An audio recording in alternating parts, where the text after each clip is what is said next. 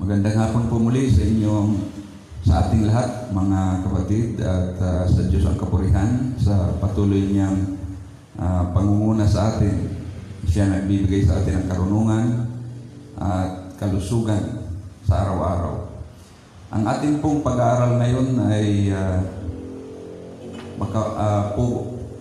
yung dalawang chapter po ng Exodus, ang chapter 19 sa chapter 20. Ito po yung pagkakataon na binigay ng Diyos yung kanyang 10 utos sa mga Israelita. At ang mga Israelita ay nakarating sa ilang ng Sinai noong unang araw ng 3 buwan buhat nang umalis sila sa Ehipto. Mula sa Rephidim, nagpatuloy sila sa ilang ng Sinai at nagkampo sa tapat ng bundok. Sa tapat ng bundok ng Sinai. Si Moises naman ay umakyat sa bundok upang makipag-usap sa Diyos. Sinabi sa kanya ng Panginoon, ito ang sabihin mo sa angkan ni Jacob sa mga Israelita. Nakita ninyo ang ginawa ko sa mga Ehipsyo. Nakita rin ninyo kung paanong dinala ko kayo rito tulad ng isang agilang nagdala sa kanyang mga inakay. Inihalin tulad ng Diyos ang kanyang sarili sa isang agila na nagdala ng kanyang inakay. Alam naman natin na ang agila ay isang masabi nating pangunahing ibon. Sabihin nating hari ng mga ibon. At para bang pinapakita ng Panginoon na kung paanong walang nangangahas na humarang sa agila o lumaban sa agila, lalo't higit sa panahon na kanyang iniingatan ang kanyang mga inakay, ang kanyang mga anak, ganon din ang ating Panginoong Diyos. Higit pa po siya sa agila dahil siya po ang may likha ng agila. At kung ang agila ay mayroong kakayanan na ingatan ng ganon ang kanyang mga sisiw, mas lalo na ang Diyos na siyang lumikha sa agila. Kaya sa Biblia po ay mayroong awit na nagsasabing, ingatan mo kami sa lilim ng iyong mga pakpak. Kung susundin ninyo ako, ang sabi ng Panginoon, at magiging tapat sa ating kasunduan, kayo ang magiging bayan hinirang. So, noong panahon na yon ay marami na pong mga bayan. Mula noong maghiwa-hiwalay ang mga tao sa Babel, diba, doon nagkaroon ng iba't ibang wika at yun ang nagbunsod sa mga tao para maghiwa-hiwalay. At doon nagsimula naman na magtayo sila ng sari-sarili nilang bansa. At ang Panginoon ay gusto niyang humirang ng isang lahi o isang bansa para dito po siya mag-focus. Gagawin niyang hinirang na bansa upang ipakita sa ibang mga bansa kung ano ang pwede niyang gawin kung siya ang kanilang tatanggapin bilang kanilang Diyos. At ang Israel po ang kanyang napili na gawing bayang hinirang. Ang buong daigdig ay akin, ang sabi ng Panginoon, ngunit kayo ay aking itatangi. Yung lahi ni Israel na naging bansang Israel. Kayo ay gagawin kong isang kaharian ng mga saserdote at isang bansang banal. Iyan ang sabihin mo sa mga Israelita. Nabanggit po rito ng mga Israelita, pinili ng ating Panginoon, itinangin niya sa ibinukod tangin niya kaysa ibang mga bansa. At ang sabi niya, gagawin ko kayong isang kaharian ng mga pare o saserdote. Pag sinabing pare o saserdote, yung naglilingkod sa Panginoong Diyos. At isang bansang banal. Alam niyo ang mga layunin na ito ng Panginoong Diyos ay siya rin sinabi ni Apostol Pedro sa bagong tipan na ang tinutukoy niya ay ang mga mananampalatayang Kristiyano. So mayroong pagkakatulad yung layunin ng Diyos sa bayang Israel at layunin ng Diyos sa mga mananampalatayang Kristiyano. Dito po sa sulat ni Apostol Pedro, sa una niyang sulat, sa 2 kabanata, ganito po ang pagkasabi, ngunit kayo ay isang lahing pinili, mga saserdoteng naglilingkod sa hari, isang bayang banal, at sambayan ng pag-aari ng Diyos. Doon sa Exodo kanina, makita natin na ang sabi ng Diyos, kayo Israel, hihirangin ko kayo, itatangi ko kayo, at kayo ay magiging bayan ko, at gagawin ko kayong kaharian ng mga pare o saserdote at isang bansang banal. Yan din ang sinabi ni Apostol Pedro rito. Pero ang tinutukoy ni Apostol Pedro dito sa Bagong Tipan ay hindi ang mga Israelita, kundi tayong mga mananampalatayang Kristiyano. Sa madaling sabi, ang Kristyanismo, ang mga mananampalataya ngayon sa Bagong Tipan ay pinagpatuloy lang ng Diyos ang kanyang plano, katulad ng sa Israel, na siya hihirang. Ang kaibahan lang sa church, hindi ito binubuo ng isang lahi lamang, kundi binubuo ito ng lahat ng mananampalataya, kahit anuman ang lahi, anuman ang wika, anuman ang bansa. Basta sumampalataya sa ating Panginoon at sumusunod sa ating Panginoon, kabilang siya sa lahing pinili na ito. At gagawin mga saserdoteng naglilingkod sa Kanya, isang bayang banal at sambayan ng pag-aari ng Diyos. Pero mayroon ho kasi pagtuturo na ang church ay ang spiritual Israel. No, iba po ang Israel at iba po ang church. Yan ang dapat nating intindihin. Dahil mayroon pong mga grupo na nagtuturo ngayon na para bang ang church ay naging spiritual Israel. No, may mga pagkakatulad ang church ng Panginoon at ang Israel, pero magkabukod po yan. Ang Israel, lahi po talaga yan ni Israel. Literal, ang kan-Israel. Pero ang church ay binubuo ng lahat ng iba't ibang lahi na sumasampalataya sa ating Panginoon.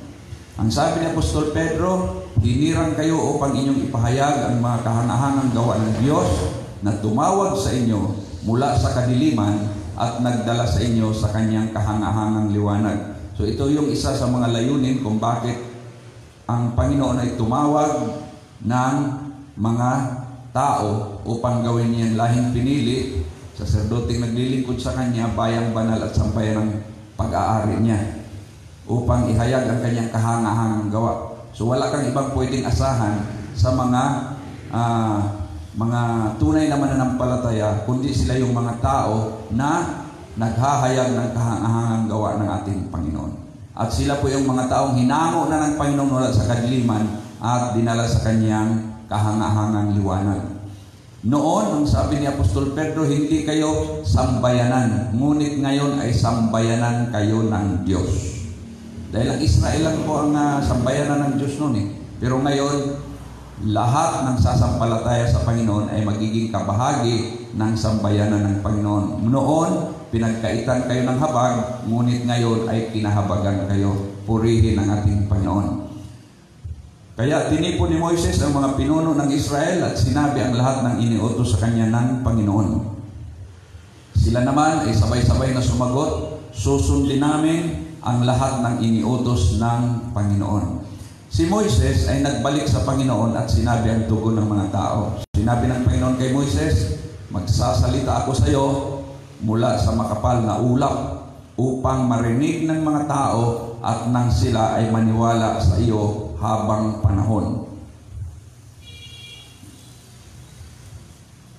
Ipapakita talaga ng Diyos ang kanyang presensya habang nakikipag-usap siya kay Moses, para walang masabi ang mga tao na gawa-gawa lang ni Moises kung ano man yung ipag-uutos sa kanya. Sinabi ni Moises sa Panginoon ang pasya ng mga tao. Sinabi ng Panginoon kay Moises, sabihin mo sa mga tao na ihanda nila ang kanilang sarili mula sa araw na ito hanggang bukas. Kailangan labhan nila ang kanilang mga damit at humanda sa makalawa, sapagkat akong Panginoon ay bababa sa bundok ng Sinai para makita ng mga tao. Kita mo yan ha? Ang Diyos ay gusto niya pag humarap sa kanyang mga tao, ayos. Dito, si Moises lang naman talaga ang kakausapin ng Diyos dito doon sa itaas ng bundok. Pero kahit yung mga Israelita ay ni-require ng Panginoon na maglinis ng kanilang sarili. Isipin mo, pati damit kailangan lalabhan. Ito'y requirement ng Panginoon noong panahon na yun. Pero mayroon din itong aral sa atin. Pag humarap tayo sa Panginoon, dapat ayos tayo. Ayos ang ating sarili. O di kayo, pagdating naman sa yung sama-sama nating pagsamba, ayusin din natin ating sarili. Na maiharap natin ang ating mga sarili. Ang sabi ni Pablo, bilang haing buhay, handog sa Panginoon na siyang karampatang pagsamba natin. Dapat ito'y katanggap-tanggap sa Panginoon. Banal at kaaya-aya.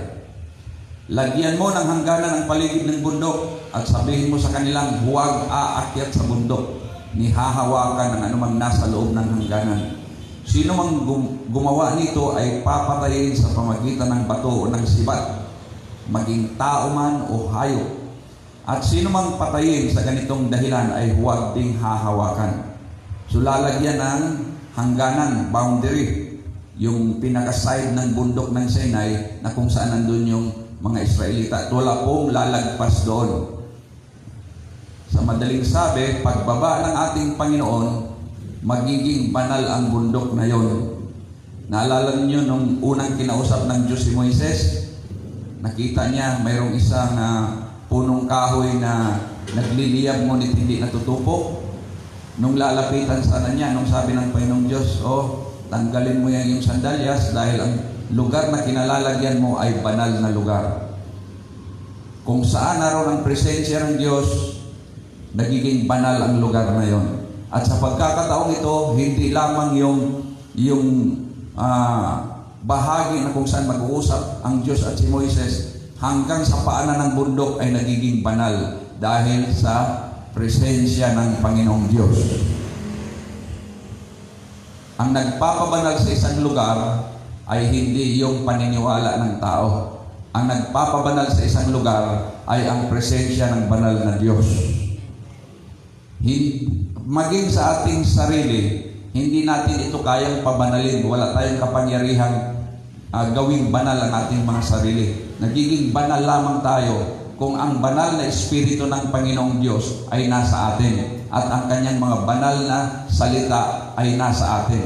Yun ang nagpapabanal sa atin. Kapag narinig na ninyo ang mahabang tunog ng trumpeta, saka pa lamang kayo makakaakyat sa bundok.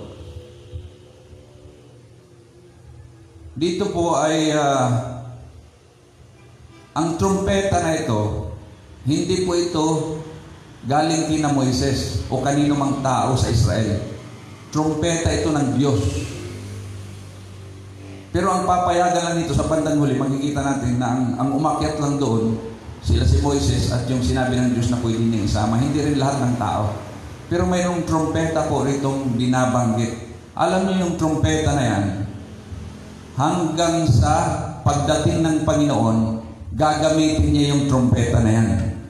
Dito po sa sulat ni Apostol Pablo sa unang Tesalonica 4:16 hanggang 17, ang sabi po rito, kasabay ng malakas na utos ng tinig ng arkanghel at ng tunog ng trompeta ng Diyos. So itong trompeta rito sa panahon nila ni Moises, hindi itong trompeta ni Moises, hindi trompeta ng kanyang mga kasama, ito ay trompeta ng Diyos. Gagamitin din niya ito sa kanyang pagbabalik ng ating Panginoon bilang hudyat. So, ang sabi rito na sa tunog ng trumpeta ng Diyos, babalik ang Panginoon mula sa langit. Bubuhayin muna ang mga namatay na nananalig kay Kristo. Pagkatapos nito, tayo na nananatiling buhay ay titipunin sa ulap at isasama sa mga binuhay upang salubungin ang Panginoon sa himpapawid. Pagkatapos noon, ay makakapiling na natin ang Panginoon magpakailanman. So ito yung sa ngayon inaantabayanan ng mga mananampalataya.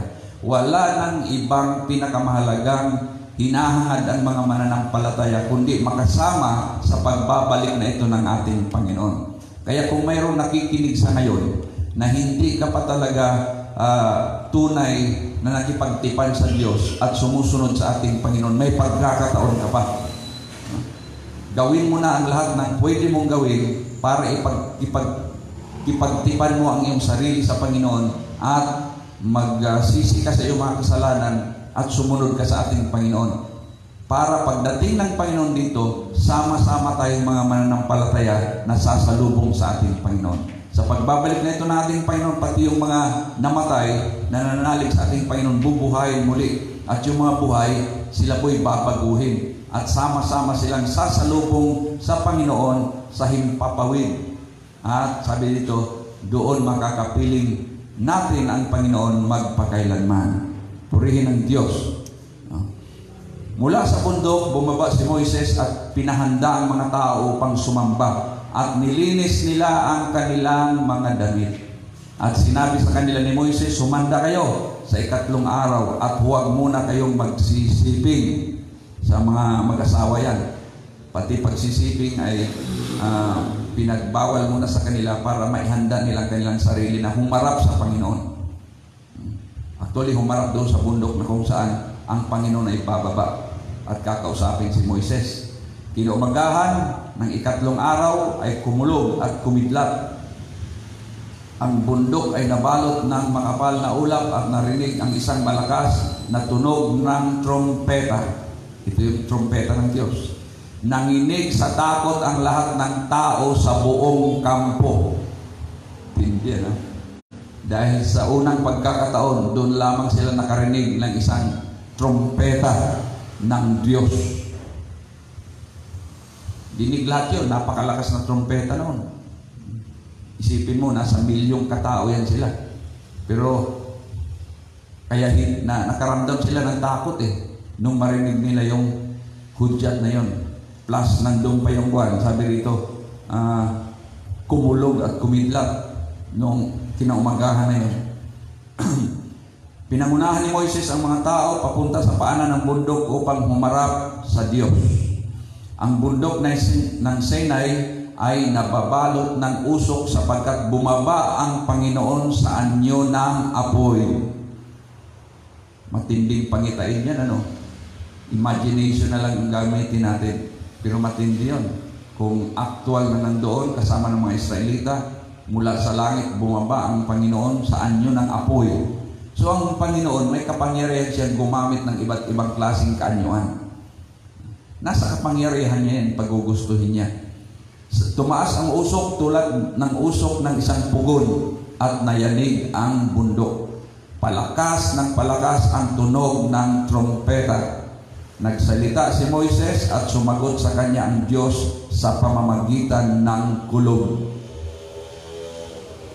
Bumaba ang Panginoon sa tuktok ng bundok ng Sinai at pinaakyat niya roon si Moises. Sinabi niya, bumaba ka at sabihin mo sa mga tao na huwag lalampas sa hangganan upang makita ako sapagkat marami ang mamamatay. Dito na nanggaling yung dito na sinabi ng ating Panginoon. Di ba si Jacob natakot siya? Sabi niya, nakita ko ang Diyos. Yung tatay ni Samson ganun din. Pero dito sinabi talaga ng Panginoon, huwag nilang pangarapin na makita ako dahil mamamatay sila. Pati ang mga saserdote na lalapit sa akin ay kailangan maglinis ng kanilang sarili, kung hindi, paparusahan ko sila. Sinabi ni Moises sa Panginoon, hindi po aakyat dito ang mga tao sapagkat pinalagyan na ninyo ng hangganan ng paligid ng bundok at itinuturing naming banal ang nakapaloob doon. Lahat na nandoon, sakop ng boundary ay sakop ng kabanalan ng ating Panginoon. Sinabi ng Panginoon, bumaba ka at isama mo rito si Aaron, ang mga saserdote at ang mga tao ay huwag mong palalampasin sa hangganan. Sino mang lumampas ay paparusahan ko. Bumaba nga si Moises at sinabi ito sa mga tao. Sa kasunod na kabanata, sa Exodus 20, dito na natin makikita ang 10 utos. Ito yung unang pagkakataon na sinabi ng Diyos itong 10 utos na ito. Mahalaga ito sa lahat ng utos ng Panginoon. Hindi lang 10 ang utos ng Panginoon, pero mahalaga po ang utos na ito, itong 10 na ito. Ito ay inulit din ni Moises na banggitin sa aklat ng Deuteronomio 5:6-21. Ito po ang 10 utos. Binigkas ng Diyos ang lahat ng salitang ito na sinasabi, "Ako ang Panginoon mong Diyos na naglabas sa iyo sa lupain ng Ehipto mula sa bahay ng pagkaalipin. Huwag kang magkakaroon ng ibang Diyos sa harap ko." Di ba, maalala ninyo doon sa Ehipto pa sila? Paulit-ulit na sinasabi ng Diyos, "Ako ang Panginoon. Ako ang Panginoon." Kaya nung nagbigay na siya ng kautusan, sinabi niya, "Huwag kang magkakaroon ng ibang mga Diyos sa harap ko." Dahil ang pinanggalingan nilang bansa, yung Ehipsyo, ay marami pong mga Diyos-Diyosan. Kaya dito, gustong i-imprint sa kanila ng Panginoon ang katotohanan na mayroon lamang isang tunay na Diyos at huwag na huwag silang magkakaroon ng ibang mga Diyos. Huwag kang gagawa para sa iyong sarili ng inukit na larawan o ng anumang kawangis ng anumang nasa langit sa itaas o nasa lupa sa ibaba o ng nasa tubig sa ilalim ng lupa. Huwag mo silang yuyukuran o paglilingkuran man sila, sapagkat akong Panginoon mong Diyos ay Diyos na mapanibughuin. Ang unang bahagi ng kautusan ay huwag magkakaroon. Kung yan man ay gawa ng ibang tao, huwag kang magkakaroon. Pangalawa, huwag kang gagawa para sa iyong sarili ng inukit na larawan ng anumang katulad o kawangis ng anumang bagay dito sa mundo na ginawa ng Diyos. At pangatlong, mahalagang paalala, huwag mong yuyukuran o paglilingkuran ang mga rebulto at mga larawan ito na pwedeng gawin ng tao. Dahil ang Diyos ay mapanibughuin. Na aking pinarurusahan ang mga anak dahil sa kasamaan ng mga magulang hanggang sa 3 at 4 na salinlahi ng mga napupuot sa akin. So ipinapalagay ng Diyos na ang paggawa, pagmamayari ng tao ng mga larawan o rebulto at ito ay inaari niyang Diyos ay pagkapuot sa Kanya at galit din ang Panginoon.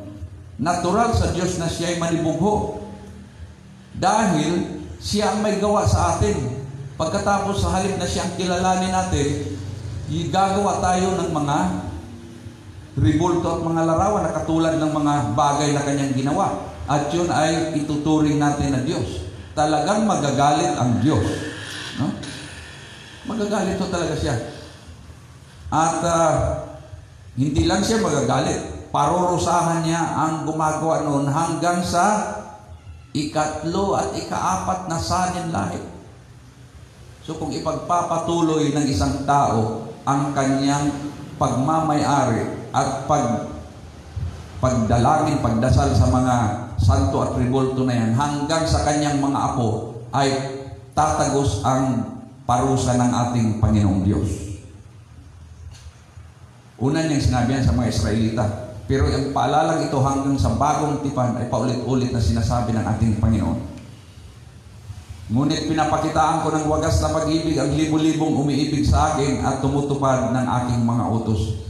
Huwag mong babanggitin ang pangalan ng Panginoon mong Diyos sa walang kabuluhan, sapagkat hindi mapapawalang sala ng Panginoon ang sino mang gumagamit ng kanyang pangalan sa walang kabuluhan. So, bagamat ito'y kautusan para sa mga Israelita, pero ito ay pwede rin pamantayan natin tungkol sa paggamit sa pangalan ng Panginoon. Hanggang sa ngayon, hindi talaga dapat na ang pangalan ng Panginoon ay binabanggit sa mga walang kabuluhang usapan. Mahalaga po yan. Huwag nating gamitin ang Diyos o ang pangalan ng Diyos sa walang kabuluhan. Alalahanin mo ang araw ng Sabat upang ingatan itong banal. 6 na araw kang gagawa. Ito yung pang-apat na utos sa mga Israelita. Yung Sabat. Ano yung Sabat? Sabado, ang ika-7 araw. Diyan po nanggaling ang ating katawagan sa ika-7 araw na Sabado. Yan po ay isa sa mga utos ng Panginoon sa mga Israelita na alalahanin o ipangilin ang araw ng Sabat at ingatan itong banal. 6 na araw kang gagawa at iyong gagawin ang lahat ng iyong gawain, ngunit ang ika-7 araw ay Sabat sa Panginoon mong Diyos. Sa araw na ito ay huwag kang gagawa ng anumang gawain, ikaw o ang iyong anak na lalaki, ang iyong anak na babae, ang iyong aliping lalaki, ang iyong aliping babae, ang iyong mga baka, mga dayuhan na salot, lahat. Araw ng pahinga yan, yung ika-7 araw para sa kanila. Utos ng Panginoon yan. Sapagkat sa loob ng 6 na araw ay ginawa ng Panginoon ang langit at lupa, ang dagat, lahat ng naroon at nagpahinga sa ika-7 araw. Kaya binasbasan ng Panginoon ang araw ng Sabat at ginawa itong banal. So kailangan nilang mayroong isang araw na pahinga. Now sa kautusan pong ito, dahil ito isa po kasi ito sa mga issue ngayon sa panahon natin. Mayroon hong mga samahan na talagang hindi sila mga Israelita, pero nangingili ng araw ng Sabat. Kaya ang malaking katanungan dyan, ang mga Kristiyano ba ay dapat mangili ng araw ng Sabat? So, wala po tayong direktang pag-uutos sa Bagong Tipan na nag-uutos sa mga mananampalatayang Kristiyano na ipangili ng araw ng Sabat. At wala pong dito sa kautusan ng Panginoon, sa ika-4 na kautusan, ang araw ng Sabat ay araw ho talaga ng pahinga. Wala nga pag-uutos dyan ng pagsamba pagkuhan yung pagsamba. Hindi po araw ng pagsamba yan. Yan ay araw ng pahinga. Isang bagay lang ang gustong ipakita ng Panginoon dyan sa tao. Na dapat ang tao ay nagpapahinga. Hindi lang ang tao, pati yung kanilang mga alaga.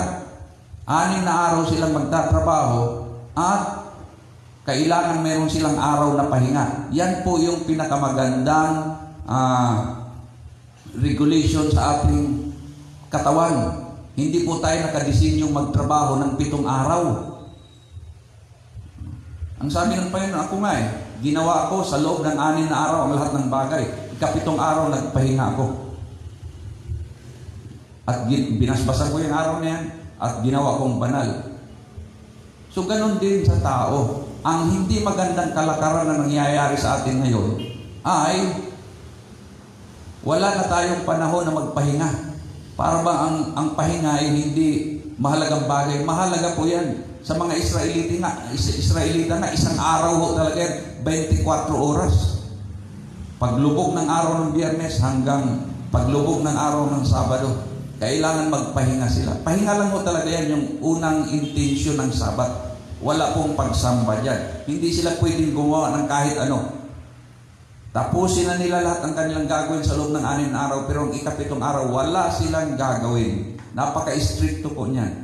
Sa susunod na mga aklat, mayroon dyan isang tao, araw ng Sabado, nangunguha siya ng panggatong, talagang pinatay siya para ipakita sa mga tao, sa mga Israelita, na huwag kayong gagawa ng kahit ano. Dahil pahinga nga ho talaga yan. Gusto ng Panginoon na magkaroon ng pagkakataon ng katawan na makabawi sa lahat ng kanyang pagod. So, kaya ang Sabat ay araw ng pahinga. Ang 4 na kautusan ay tungkulin ng mga Israelita patungo sa Diyos. At yun namang 6 na huling kautusan, sa 10 kautusan ay tungkulin ng mga Israelita sa kanyang kapwa-tao.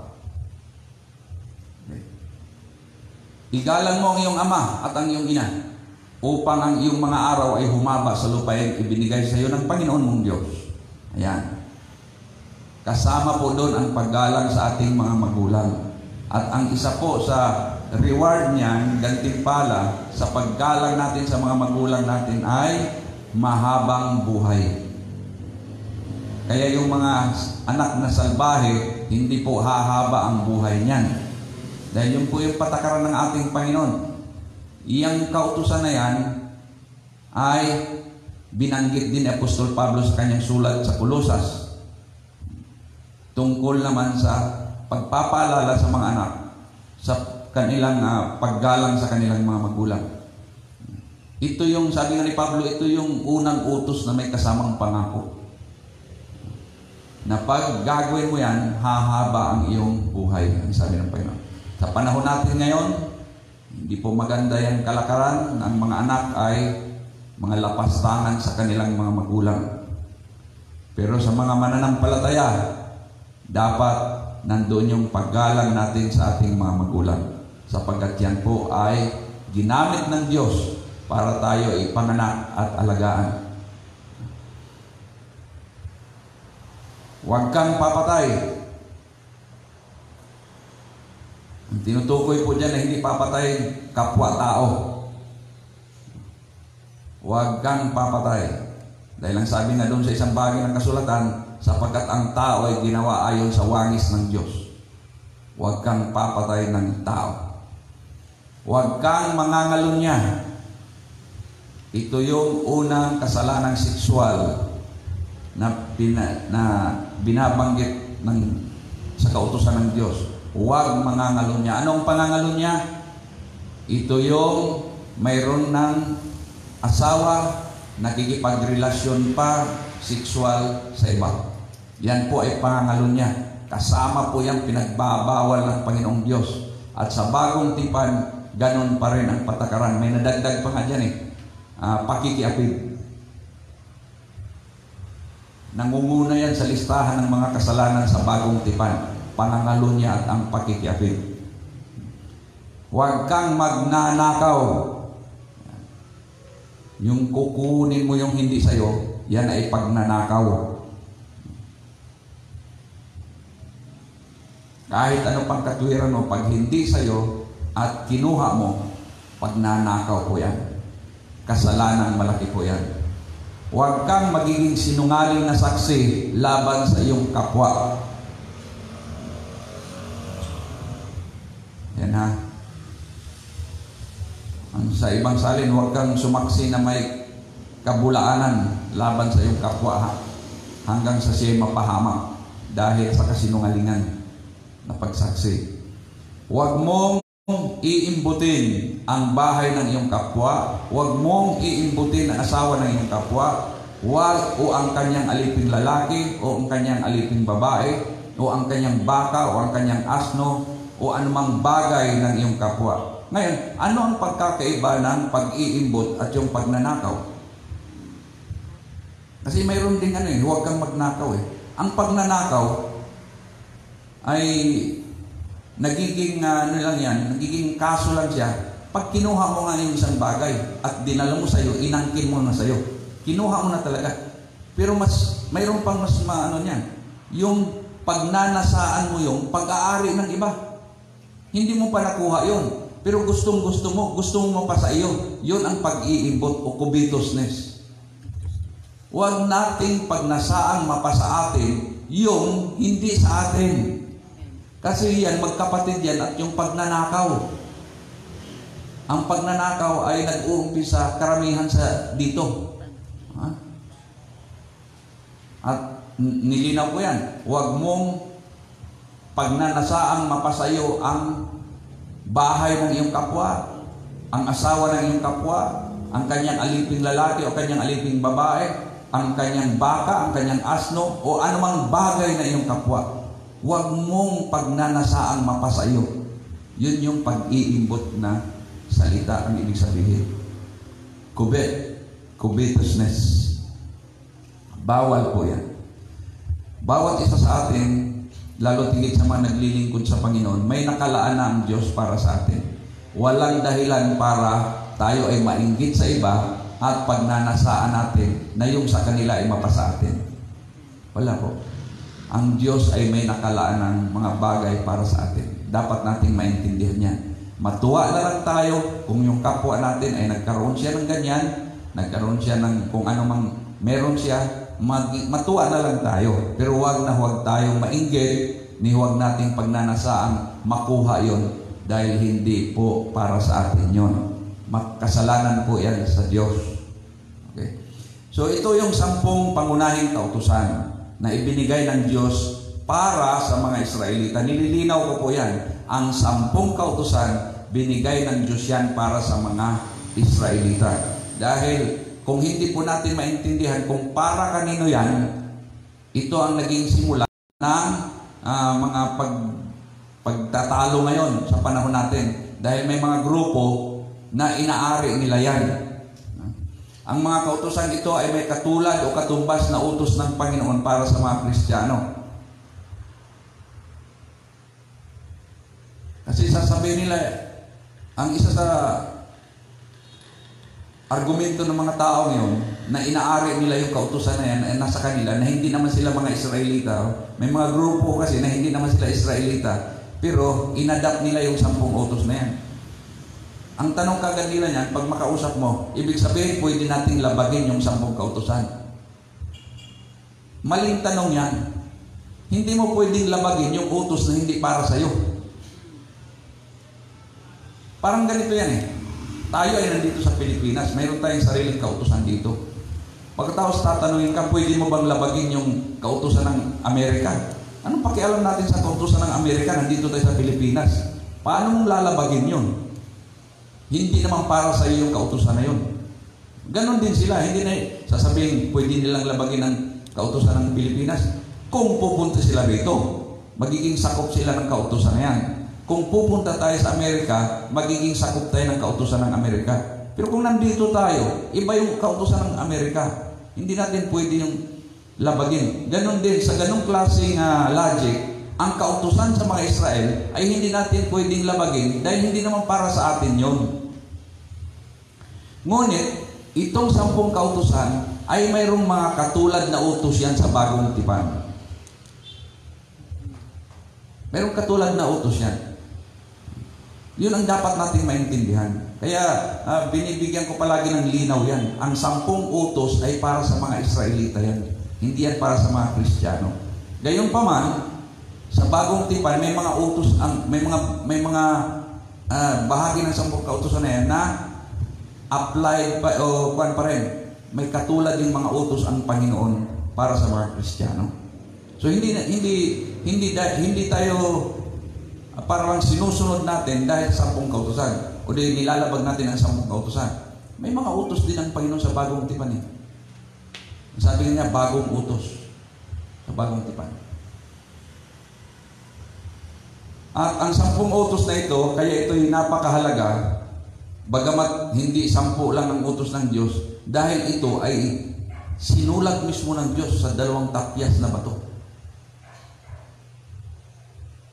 Andiyan po yung mga talata, kung kita niyo yan, Exodus 24:12, Exodus 31:18, Exodus 32:16, Deuteronomio 4:13. Napaka-espesyal ng 10 kautusan na ito dahil mismo ang Diyos gumawa siya ng tapyas na bato at isinulat niya ng kanyang daliri yung 10 kautusan na yan. Kaya napakahalaga po niyan. Lalo tigit sa mga Israelita. Ngayon ito ang isang sitwasyon ngayon na iso ipakita sa iyo. Mayroong sa mga simbahan ng Katoliko, ang ilan sa kanilang mga simbahan ay nagdi-display ng parang 2 tapyas na bato gawa sa konkrito at may nakalagay doon na 10 kautusan. Ito linawin na natin. Magkaiba po ang kanilang dinidisplay na 10 kautusan kaysa original na kautusan dito sa Bible. Itong ating kuwan ngayon, itong pinag-aaralan nating 10 kautusan, ito yung original na kautusan. Pag ihahambing mo, mayroong obvious na inalis sila rito dahil magiging kontra ito sa kanilang katuruan. Now, ito yung isang example lamang. English wala akong makuhang Tagalog eh. Pero tingnan niyo, kung kayo mapapadaan sa mga malalaking simbahan ng Katoliko, yung mayroon silang display na ganito, buksan din ninyong Exodus 20. Tingnan ninyo. Mayroong malaking bahagi ng original na 10 kautusan na tinanggal doon. At kanina, may tinitingnan akong pinagtanggol yun ng isa ring lecturer na Katoliko. Sabi nila, ang ginagamit daw nila ay yung nasa aklat ng Deuteronomio. Magkaiba lang daw yun.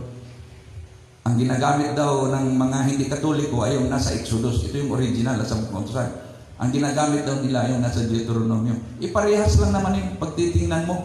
Wala namang ipinagkaiba yun dahil inulit lang ni Moises yun na pinaalala sa mga tao yung 10 kautusan. Ngayon, yan. Malaki po ang pagkakaiba niyan. Sa Catholic version, the English, okay yung commandment number 1. And then, tumalon kaagad sila sa commandment number 3. Mayroon silang tinanggal doon na napakalaking bahagi na ito ay importante. Anong tinanggal nilang bahagi? Ito, babalikan natin yung 10 utos dito. Ayan. Yung pangalawang bahagi sa utos ng Panginoon. Sabi niya, huwag kang magkakaroon ng mga ibang Diyos sa harap ko. Huwag kang gagawa para sa iyong sarili ng inukit na larawan. Unang anumang kawangis ng anumang nasa langit sa itaas, nasa lupa sa ibaba, nasa tubig sa ilalim ng lupa, huwag mo silang yuyukuran o paglilingkuran man sila. Yun ang bahaging tinanggal nila. Obvious po ang dahilan. Dahil sila ay nagtatangkilik ng pagkakaroon ng mga larawan at tribulto. Ngayon, isa sa mga narinig kong katuwiran ng mga Katoliko, no, hindi natin sila basta sinisiraan. Sinasabi lang natin ang katotohanan ng sitwasyon. Ang sabi nila, iba naman yung Diyos-Diyosa na binabanggit sa Biblia eh. At iba raw yung sa kanila ngayon dahil sa kanila mga santo at mga santa yun. Okay. Tanggapin natin ang isang magandang pangangatwiran. Pero, nandoon pa rin yung buod ng utos ng Panginoon. Huwag kang gagawa o magkakaroon ng larawan ng anumang kawangis ng mga bagay na nilikha ng Diyos. Kahit tao pa yan. Kahit pa yan kawangis ng tao. Pinagbabawal po yan. At ang sabi niyan, huwag yuyukuran. Huwag paglilingkuran. Ang diwa po nito ay huwag mo siyang ituring na parang Diyos. Dahil gawa lang ng tao yan eh. Yan po ang intensyon ng ating Panginoon. Bawal na bawal po yan. Ngayon, masakit nga po ang nakatotohanan yan. Talaga naman ang katotohanan ay masakit eh. Pero yan po ang totoo. Diyan nahihirapan ang marami nating kababayan, maging yung mga mananampalataya ngayon. Dumaan sila sa ganyang kalagayan, nahirapan silang tanggapin. Pero sa bandang huli ay naunawaan nila. Ang Diyos ay Espiritu. At ang sabi ng Panginoon, wala kang pwedeng itulad sa akin. Hindi po maganda, mga kapatid at mga kaibigan, na ang Diyos ay ipapantay natin sa kanyang mga nilikha. Siya po ay dakilang Diyos, dakila sa lahat. Hindi tayo pwedeng gumawa ng kawangis ng anumang nilikha ng Diyos at ito'y ituturing natin na Diyos. Mayroon lang isang Diyos na dapat sambahin at dalanginan. Ngayon, yun talaga yung pinaka-intensyon ng Roman Catholic Church kung bakit tinanggal nila yung kautusan na yan dahil laban po yan sa kanilang practice. Magiging malaking question po sa kanila yan. At sa mahabang panahon, pinagtatanggol po nila yan, pero kahit anong gagawin lang pagtatanggol, ay talagang lilitaw na nilabag nila yung kautusan ng ating Panginoon na yun.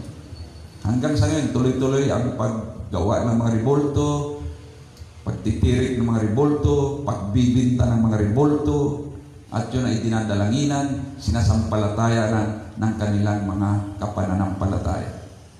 Hindi po magkahari yan. Bakit naging 10 ang kautusan nila?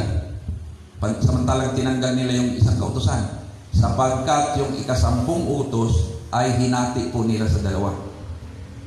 Yung tungkol sa pagnanasa ng pag-aari ng iba. Ginawa po nilang isang kautusan yung huwag mong pagnasaang mapasa iyo ang asawa ng iyong kapwa. At yung pangsampo ay huwag mong pagnasaang mapasa iyo ang pag-aari ng iyong kapwa. Pero sa original na 10 kautusan, isang utos lang po yung tungkol sa pagnanasa na mapasa iyo ang pag-aari ng iyong kapwa. Kasama ng kanyang asawa, ang kanyang mga alaga, at kung anumang bagay na pag-aari ng kapwa. Covetousness is only one of the 10 commandments. Pero sa kanila, in-split po nila yan, kaya nagkaroon ng 10 kautusan. Kaya tama po yung analysis ng isang writer, iba po ang version ng Roman Catholic Church na 10 commandments kaysa biblical version. Yan ang katotohanan. Wala tayong intention dito para manira. Ang paninira ay ang pagsasabi ng kabulaanan para lamang masamang intensyon na sirain yung pinatutungkulan mo. Pero yung nagsasabi ka ng katotohanan, hindi po paninira yan. At ang isang bagay na nakakatuwa habang ako'y uungkat-ungkat ng mga files, noong 2011, hindi ko lang alam kung mayroong mas malaki pa rito, sa Baguio City, sila po ang binigyan ng Guinness Book na nasa kanila yung pinakamalaking replika ng 10 Commandments. Mayroon pala yan sa Baguio City, ang pinakamalaking replika ng 10 Commandments. Mayroon talagang mga grupo ng tao na naggumastos, nag-donate ng lupa para itayo yung napakalaking structure, at doon nakalagay yung 10 kautusan. Pero yan ay Protestant version, hindi siya Roman Catholic version. Maganda roon. 2011, nung yan ay binuksan, nagkaroon ng inauguration, at yan ang dineclare ng Guinness na pinakamalaki na lapida na kalagay yung 10 kautusan ng Diyos. At ang sabi nga ng isang pinuno ng Baguio ng panahon na yun, sana yan ang magiging dahilan na yung mga kriminalidad at kasalanan ay mawala sa kanila. Nakakatuwa, no? Nasa Baguio. Kaya pag sa susunod na pupunta tayo sa Baguio City, hanapin natin yan. Makapagpa-picture man lamang tayo roon. Nang masaksihan ng buong bayan ang mga kulog at gidlat, ang tunog ng trumpeta at ang bundok na umusok, ay natakot sila at nanginig, at sila ay tumayo sa malayo. At sinabi ni Moises, at sinabi nila kay Moises, magsalita ka sa amin at aming papakinggan. Subalit huwag mong pagsalitain ang Diyos sa amin, baka kami ay mamatay. Kita mo yan. Sabi ng Diyos, huwag mo silang palapitin dito, mamamatay mo yan. Huwag nilang gustuhin makita ko, mamamatay sila. Pero dito, ang mga tao, sa tinig pa lang ng Diyos, ang sabi nila, mamamatay na kami. Kaya ikaw na lang ang kumausap sa amin, Moises. Huwag na ang Diyos. Isipin ba naman nakikita nila, pag ang Diyos ay nakikipag-usap, kulog at kidlat ang sound na kanilang naririnig. Ang mahirap talaga kausap ang Diyos. Pero sa panig ni Moises, hindi, ang naririnig yung boses ng Panginoon. Pero gusto lang ipakita ng Diyos sa mga Israelita na nasa baba ng bundok na nandoon siya at nakikipag-usap siya kay Moises. Gaya ng sinabi ko ngayon, para hindi nila sabihin na si Moises ay gumagawa-gawa lang ng istorya at ng mga kautusan. Sinabi ni Moises sa bayan, huwag kayong matakot, sapagkat ang Diyos na naparito ay naparito upang subukin kayo, at upang ang takot sa Kanya ay sumainyo, upang huwag kayong magkasala. Gusto lang takutin ng Diyos ang mga Israelita. Pero iba po ang takot sa Diyos. Paulit-ulit po natin mababasa yan sa Bible, maging sa Bagong Tipan, yung pagkatakot sa Diyos. Iba po ito sa pagkatakot na natural na ating nararamdaman. Ganito po kasi, pag mayroong tayong kinatatakutan, ang ating pong tendency ay lalayuan, iiwasan, tatakasan natin yung kinatatakutan natin. Pero iba po ang takot sa Diyos. Kabaligtaran po ito sa mga taong konsepto. Ang takot sa Diyos, ang siya pang nagpapalapit sa atin ng husto sa Diyos. Sa madaling sabi, ang takot na ito ay ang takot na ang Diyos ay magalit sa atin o takot na tayo ay malayo sa ating Panginoon. Iba ito sa takot na makatao. O di ba, pag takot ka sa isang tao, iiwasan mo siya, tatakasan mo siya, ayaw mo siya makita, ayaw mo siya makausap. No? Pero sa Diyos, hindi. Yung takot sa Diyos, yun yung nag-motivate sa atin para mas lalo tayong lumapit sa ating Panginoon at ayaw nating mapalayo sa Kanya. No? Baligtad, di ba? Ay magkaiba. Magkasalungat yung takot sa Diyos at yung takot sa tao. At dito, gusto ng Diyos na magkaroon ng takot sa Kanya ang Kanyang bayang Israel. Ang sabi nga sa aklat ng Job 28:28, narito, ang takot sa Panginoon ay siyang karunungan at ang paghiwalay sa kasamaan ay kaunawaan. Ang tunay na takot sa Diyos, isa po sa magiging resulta niyan ay yung paghiwalay ng tao sa kasamaan. Kawikaan 3:7 sa ikalawang bahagi, matakot ka sa Panginoon at sa kasamaan ay lumayo ka. Ikalawang Timoteo 2:19, lumalayo sa kalikuan ang bawat tumatawag sa pangalan ng Panginoon. Purihin ng Diyos. At ang taong bayan ay tumayo. Tapusin lang natin yung chapter 20. Bagamat mayroon na ditong karagdagang mga kautusan. Sabi ko nga sa inyo, hindi lang 10 ang utos ng Diyos. Marami po yan. Pero yung 10 utos ay mahalaga dahil sinulat talaga ng Diyos yun sa 2 tapyas na bato. Dahil yun yung kumakatawan sa lahat ng utos ng Diyos. Pinaka-embodiment, pinaka-summary ng lahat ng utos ng Panginoon. Pero mayroon yung mga detalye. Mayroon pang mga pagpapalawak para higit nilang maunawaan yung 10 kautusan. So ang taong bayan ay tumayo sa malayo at si Moises ay lumapit sa mga kapal na kadiliman na kinaroroonan ng Diyos. At mula dito sa talatang 22 ng Exodus 20, nagsimula na ang mga karagdagang kautusan ng Panginoon hanggang sa susunod na mga kabanata ng Exodus. So yun po yun mga kapatid. Hanggang dyan na lang po at medyo late tayo nagsimula, no? Ngayon, isa sa gusto kong balikan pa natin ay yung Sabat. Dahil sabi ko nga sa inyo, yung kautusan na yan, kaya yan ay aking nililinaw palagi na yung 10 kautusan para yan sa mga Israelita. Dahil sa mga panahon natin ngayon, may mga grupo na hindi naman sila Israelita, pero inaangkin nila yung mga kautusan na para sa Israel. At isa po sa naging bungang kontrobersyal niyan ay yung araw ng Sabat. Mayroon hong mga nagtutulak ngayon na grupo na dapat ang pagsamba ay araw ng Sabado. Samantalang, ang karamihan sa mga Kristiyano, linggo po sila nagdiriwang ng pananambahan.